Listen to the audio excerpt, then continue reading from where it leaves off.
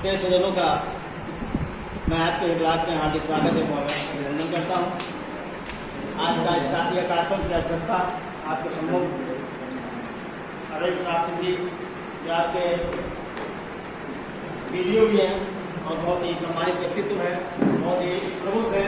जैसा कि अभी उनके साथ बात करके पता चला कि आपके विकास के लिए वो किन किन विषयों पर चिंतन और मंथन कर रहे हैं। आज हमारे लिए आपके बीच में हम सब केंद्र सरकार की एक बहुत ही दूरगामी योजना और सर्वहितकारी जो आपके संबंध में है, हम सबके संबंध में है, हमारे भविष्य के बच्चों के लिए संबंध में है, अटल भूजल योजना। अटल भूजल योजना का उद्देश्य भारत सरकार का यह है कि वह जो भी वर्षा का जल हम कैसे अपने गांव में संरक्षित करके सुरक्षित करके उसे भविष्य के लिए हम उसका उपयोग कर सकते हैं। इसके संबंध में भारत सरकार की ओर से DIP के रूप में ग्लोबल ग्रीन्स नामक संस्था जो विगत 20 वर्षों से पानी, पर्यावरण, वृक्ष, हरियाली के संबंध में अनवरत कार्य कर रही है, आज आपके बीच में ग्लोबल ग्रीन्स संस्था के अध्यक्ष श्री संजय श्रीवास्तव जी और इस कार्यक्रम के अटल भू योजना के संबंध में आपको विस्तार से बताएंगी यशी जी। हमारे भी उपस्थित हैं डॉक्टर रश्मि द्विवेदी जी, जो आपको पानी को कैसे बचाना है, पानी को कैसे संरक्षित करना है, भविष्य में पानी का कैसे कैसे हम सब संरक्षित करके उपयोग कर सकें, इस संबंध में विस्तार से बताएंगी। मैं समझता हूँ इस संबंध में डॉक्टर रश्मि द्विवेदी जी को आपके सामने प्रस्तुत कर सकूँ और विस्तार से आपको बताएं। डॉक्टर रश्मि। इकट्ठा हुआ में वो अब नहीं हो रहा, वो झेल कहते थे उसको, गाँव में झेल होते। अभी मैंने कई गाँव में जब सर्वेक्षण किया तो मुझे पता चला कि सारे के सारे कुएं क्या है, सूखे हुए। तो इसका मतलब कि वाटर लेवल, जो पानी का जो स्तर है वो भूमि में नीचे चला गया।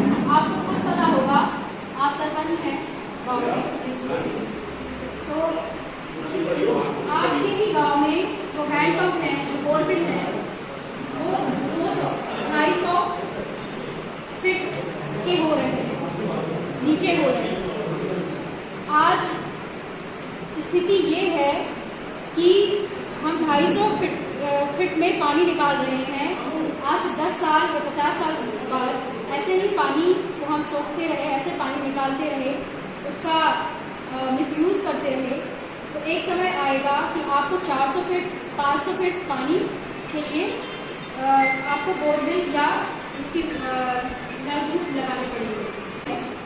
इस डैम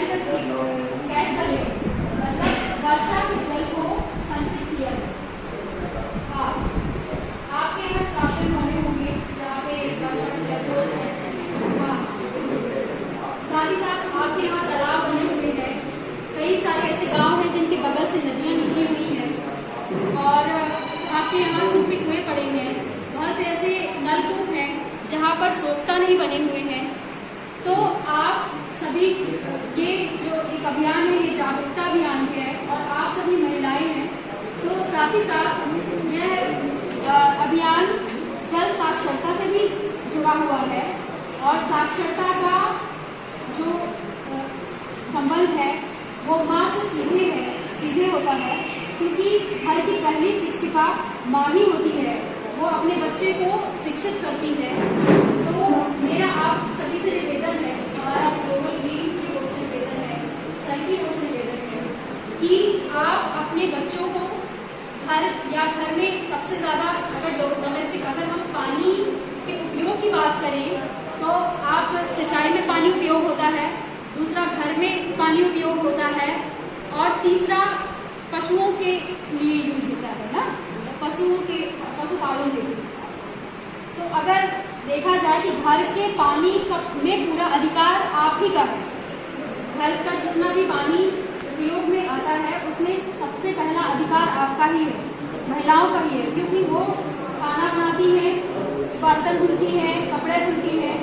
तो अगर इस तरह से हम देखें तो अगर आप जागरूक रहेंगे, आप टैप एक नल से पानी, नल के नीचे ना नहा करके अगर उसे आटी मक्के से नहाना शुरू करें, घर का पानी जो निकल रहा है, घर का पानी जो वेस्ट पानी नहाने के बाद निकल रहा है, या ये सब व्यवस्थाएं आप अपने स्तर पे देख सकती हैं, डोमेस्टिक स्तर पे, अपने घरेलू स्तर पे इस तरह की सुविधाएं ले सकती हैं। चूंकि हमारे क्षेत्र में जो जनसंख्या है, आबादी है, वो बहुत ज़्यादा है, और सबसे पहले आबादी की नीड क्या है? खाना, भोजन। और आप देख रहे हैं कि हमारा जो पानी है वो सबसे ज़्यादा किस लिए प्रयोग किया जा रहा है? फसलों की पैदावार, सिंचाई में सबसे ज्यादा पानी का प्रयोग हो रहा है ना। जितने भी आपके यहाँ बोरवेल होंगे या आपके यहाँ भूमिगत जल जो है, सबसे ज्यादा इसका यूज कहाँ हो रहा है? सिंचाई में हो रहा है। और हमारे यहाँ सिंचाई का सिस्टम क्या है कि हम रात को उसे पाइप को खोल के चले आए और फिर दूसरे तीसरे दिन गए, हमने देखा कि अच्छा सच गया है, भर गया है पानी, हमने दूसरी जगह कर दिया। हमें इससे मतलब नहीं है कि उस खेत में कितने पानी की जरूरत है, इतना नहीं है, क्योंकि हम ये नहीं जानते हैं। हर किसान इतना शिक्षित नहीं है या इतना पढ़ा लिखा नहीं है कि वो इन सब चीज़ों को ध्यान में रख पाए। तो हमें ज़रूरत है कि ऐसे सिंचाई व्यवस्था की ज़रूरत है जो ड्रिपिंग एक फुब्बारेदार सिंचाई कराए। इस तरह के कुछ पाइपलाइन, हाँ फुब्बारेदार, जैसे गेहूं की खेती हो गई या कुछ है। आप यहाँ पर जितने भी हैं ड्राई एरिया है, मतलब सूखा है, बारिश भी नहीं उतनी होती है कि सिंचाई के लिए वर्षा का पानी ही एकत्रित कर लिया जाए। मगर मेरा आप लोगों से अनुरोध है कि घरों का जो पानी, बारिश में जो घरों में छतों का पानी है, उसको एक प्रॉपर चैनल दीजिए। आप सरपंच हैं, आप अपने यहाँ अपने ही घरों में पहले ये पहला कदम उठाइए कि अपने ही घर का पानी संचित कीजिए, बारिश के जो बारिश से हो रहा है, और उसे या तो उसे किसी नलकूप में इकट्ठा करवा दीजिए या फिर आप एक टैंक बनवा लीजिए जिसमें एटलीस्ट पशुओं के लिए जो पानी है, रोजमर्रा की जिंदगी में जो पानी खर्च हो रहा है पीने के अलावा, तो वहाँ पे जाए। तो सीधे से हमारा उद्देश्य यही है कि पीने के पानी के लिए हम पूर्णतया किसके ऊपर निर्भर हैं? भूमिगत जल के ऊपर। हम नदी का पानी नहीं पी सकते, हम वर्षा का पानी नहीं पी सकते। तो इसलिए आवश्यक है कि हम ऐसे सोखते गड्ढे सारी चीजें बनाएं जिससे भूमिगत जल क्या हो, रिचार्ज हो, ठीक है, और जल को संरक्षित किया जाए। तो आप सबको बहुत बधाई, क्योंकि आपके ग्राम पंचायतों को चुना गया है अटल भूजल योजना के तहत, और ये निश्चित रूप से विकास के लिए मैं ये नहीं कहूँगी कि ये पहला कदम है, मगर ये एक बहुत बड़ा कदम है जो आपके क्षेत्र को हरा भरा कर सकता है और आगे आने वाली पीढ़ियों के लिए एक सतत पोषणीय विकास का एक उदाहरण भी हो सकता है। तो आप सबका समर्थन और आप सबका सहयोग ही इस 5 साल का जो ये प्रोजेक्ट है इसको आगे ले जाए। तो आप सभी को धन्यवाद।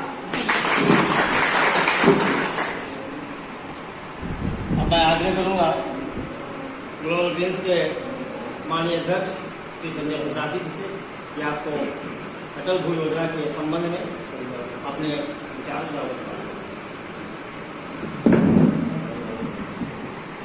सम्मानित मंच और आज के इस अटल भूजल योजना के इस बैठक पर अध्यक्षता कर रहे खंड विकास अधिकारी महोदय श्री रवि प्रताप चौधरी सर, मंच पर और सारे लोग हमारे साथ आए हुए आईसी एक्सपर्ट और प्रसार भारती की भी टीम हमारे साथ है, वो भी सर्वेक्षण कर रही है। उन सभी लोगों के साथ हम आप सभी मातृशक्तियों का सम्मान करते हैं, स्वागत करते हैं, अभिनंदन करते हैं। जो कि मैं साहित्य से जुड़ा हूँ और साहित्य सबके हित की बात सोचता है, उसी क्रम में मैं आप लोगों को देखकर बहुत गदगद हूँ। इस देश के विकास के लिए यदि माताएं बहनें सामने आ जाती हैं तो निश्चित रूप से एक बात बहुत सामने खुलकर आती है कि इस धरती से मातृशक्ति का मान नहीं जा सकता है, इस धरती से मातृशक्ति का मान नहीं जा सकता है, नर के मन से नारी का सम्मान नहीं जा सकता है। बेटा घर में हो तो बेशक चूल्हा ठंडा रह जाए, बेटी घर में हो तो भूखा मेहमान नहीं जा सकता। यह विश्वास जब आदमी के अंदर होता है तो इस विश्वास को लेकर हम आगे बढ़ते हैं। पंच तत्व की बात होती है, छित जल पावक गगन समीरा। इन पांचों तत्वों की कितनी हमारे जीवन में महत्वपूर्ण स्थिति है, इससे हम सब परिचित होने के बाद भी हमने ऑक्सीजन के लिए अभी अपने आप को दर दर भटकते देखा है, लोगों को मरते देखा है, पॉकेट में पैसे रख कर भी सिलेंडर न पाने के बाद शमशान घाट में नदी के किनारे नदी में डालने के बजाय वहीं फेंक आने के अपने आप को लाचार पाया है। अब ये स्थिति आ रही है कि हम अपने ही लोगों को पानी दे भी नहीं पाएंगे, एक गिलास पानी पूछ नहीं पाएंगे यदि इस तरह की बातों को हम नहीं समझें। इसके समझने के लिए सबसे जरूरी है कि भगवान हमें हर तरह से पानी देता रहा है। इस देश का सबसे बड़ा अचंभित कार्य ये हो गया, इस देश में पानी बिकने लगा। पानी बिकने की चीज नहीं थी। कहते हैं कि दूध और दही की नदियों वाला देश है, हमने जो नहीं देखा बहती होगी। अब इनके और आपके और हमारे बच्चों के बच्चे जब आएंगे तो वो ये नहीं मानेंगे कि कोई पानी की नदी भी बहती थी, हमने तो पानी इसमें देखा। हमें यकीन ही नहीं दिला पाएंगे ये नाव क्या होती है, वो ये नहीं समझ पाएंगे। इन सारी चीजों की वजह क्या है कि जमीन के अंदर जो पानी है वो सूखता चला जा रहा है। हम लोग जब छोटे थे तो 20 फीट 30 फीट पे हैंड पाइप के लिए बोरिंग कर दी जाती थी, पानी आ जाता था। इधर हमने सातों ग्राम पंचायतों में तीनों ग्राम में सर्वे के दरमियान पाया कि 300 400 फीट तक बोरिंग करने के बाद भी पानी आसानी से नहीं आ रहा।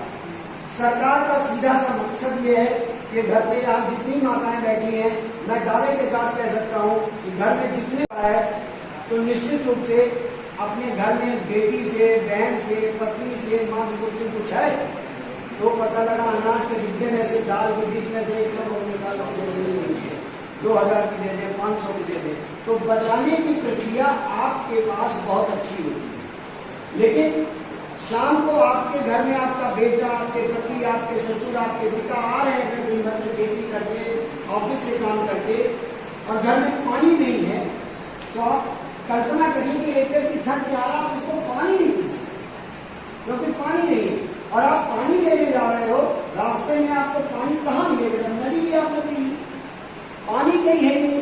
इसलिए नदी के अंदर की स्थिति को समझना है, घर के अंदर की स्थिति को समझना है।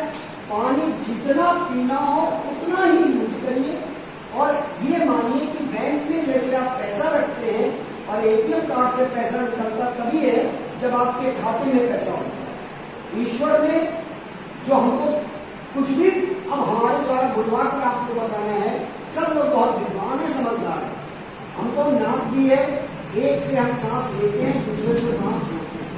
ठीक वही है, ईश्वर ऊपर से जल वर्षा करते हैं, हमारी नदियों को समृद्ध करना चाहते हैं, हमारे खेतों को समृद्ध करना चाहते हैं, लेकिन हमें उसको कोई मतलब ही नहीं है। हो रहा है, बरस रहा तो बरस रहा, फिर उसके बाद हम क्या कहते हैं, 4 महीना तो बरसें, खेती तो साल भर होती है, अब कहाँ से पानी आए? वो पानी आपको कैसे आएगा? ये अटल भूजल योजना के माध्यम से हम आपको बताना चाहिए। खेतों में गड्ढे करिए, आस पास गड्ढे करिए, उनको भरिए और फिर वहां से मेड़ बनाइए और उन पानियों के माध्यम से अपने खेतों में पानी आप पहुंचाते रहिए। न ईश्वर को दोष दीजिए, न सरकार को दोष दीजिए, सिर्फ ये मानिए कि आपको अगर उसने जीवन दिया है तो बुद्धि थी, और अगर बुद्धि काजरे काम नहीं कर रही है तो हम लोग अगर आपको बता रहे हैं तो इसीलिए बता रहे हैं कि आपके घर का चूल्हा जल रहा है। आपके घर की हर समस्या का सीधा समाधान है कि अगर आप पानीदार होंगे, आपकी आंखों में पानी बचा रहेगा, तो गारंटी है कि आपको जीवन में कभी भी प्यास से नहीं मरना पड़ेगा। ये बहुत अच्छी बात है। मैं तीर्थराज प्रयाग से चल कर आया हूँ। जैसे यहाँ बेतवा और यमुना संगम करती हैं, वैसे वहाँ 3 नदियाँ संगम करती हैं। यही यमुना प्रयागराज में जाके अंतिम रूप में समाप्त होती हैं और गंगा से मिलाप करके फिर वो गंगा हो जाती हैं और जाकर गंगा सागर में मिल जाती हैं। लेकिन सरस्वती अब अदृश्य हो गई हैं, विलुप्त हो गई हैं, और वो सरस्वती हमारे आपके बुद्धि, विवेक, ज्ञान, कलम, शब्द, स्वर, वाणी के रूप में है और हम आपसे मिल रहे हैं सरस्वती के रूप में। और सीधी बात गंगा से, गंगा के हक से संदेश आता है। गंगा पूरे देश की नदियों का प्रतिनिधित्व करती है और खुलेआम कहती है, दो तरीके से कहती है। माँ जब दुखी होती है तो पहले अपना दुख व्यक्त करती है, और जब दुख भी व्यक्त नहीं करती, दुख व्यक्त करने पर भी संतानें नहीं सुनती हैं, तो अल्टीमेटली माएँ जो है फिर या तो थपड़ जाती हैं और या तो फिर अपना प्राण दे देती हैं। सीधी बात कहती है कि गंगा के पास दर्द है, आवाज नहीं है, कुल में बोलने का रिवाज नहीं है। गंगा नहीं रहेगी यही हाल रहा तो, गंगा नहीं बहेगी यही हाल रहा तो, लीजिए संकल्प और बीड़ा उठाइए, गंगा पर आचा नहीं गंगा बचाइए। गंगा से ही काशी हरिद्वार प्रयाग है, गंगा ही घर की देहरी, गंगा चिराग है, गंगा ही धूप दीप, गंगा सुहाग है। गंगा की क्या बात करें, गंगा उदास है, उदास है, उदास है। माँ का एक चेहरा देख, दूसरी तरफ माँ जब रौद्र रूप में आती है तो बाढ़ आ जाती है। वो हमारे जो बनाए हुए पुल हैं उनके ऊपर से बहने की स्थिति में आ जाती हैं और हम उसी बड़े खड़े रहते हैं, कैसे रोक लें। जब वो क्रोध होता है तो उसी लेवल का होता है। तब गंगा खुले शब्दों में चेतावनी देती है कि गंगा में गंदगी अगर इंसान करेगा तो फैसला इस स्वर्ग का भगवान करेगा। हिंदू, ईसाई, सिख, मुसलमान है गंगा, इस देश की आन बान शान और पहचान है गंगा।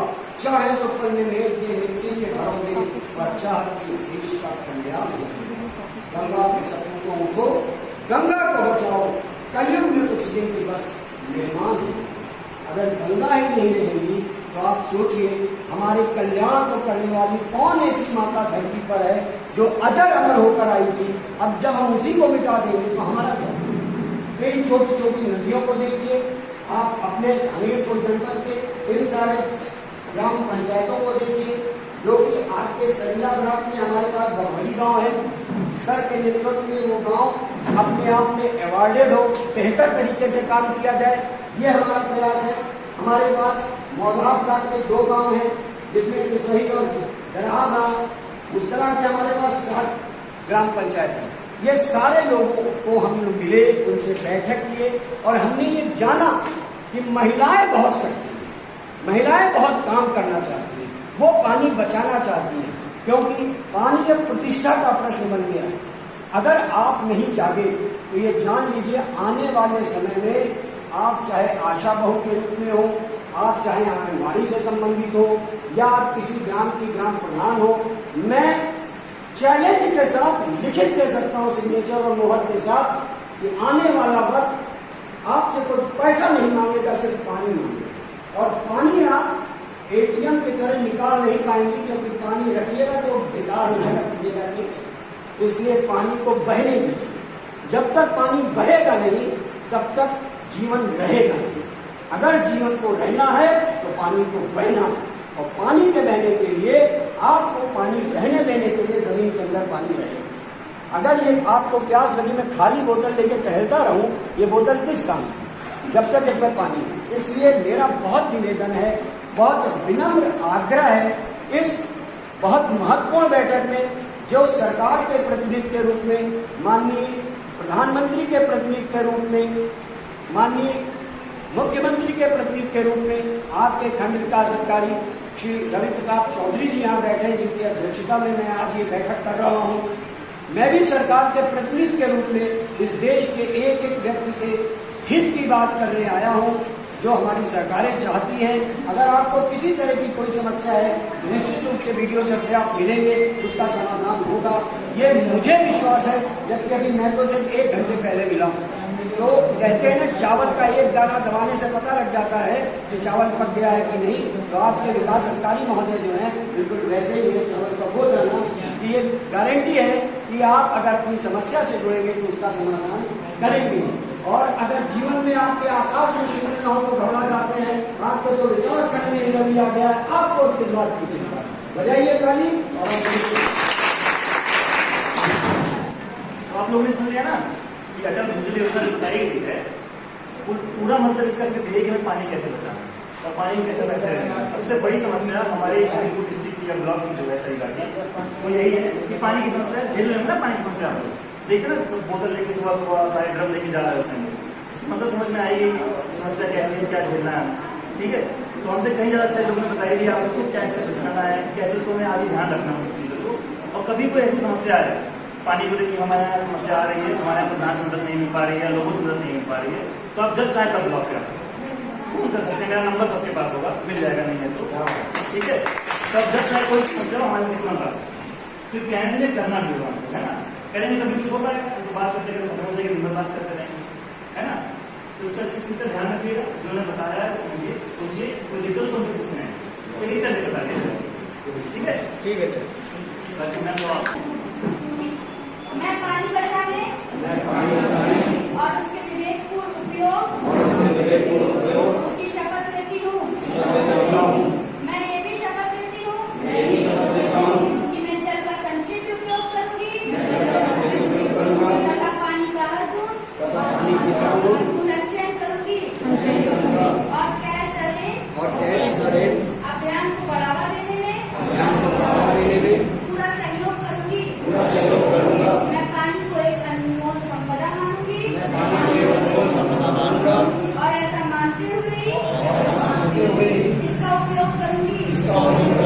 मैं शपथ लेती हूँ कि मैं अपने मित्रों परिवारजनों करूंगी। ये क्रय हमारा है और हमें ही इसे बचा सकते हैं और अपने विश्व सुरक्षित रख सकते हैं। जल है तो कल है। और इसी के साथ हम आज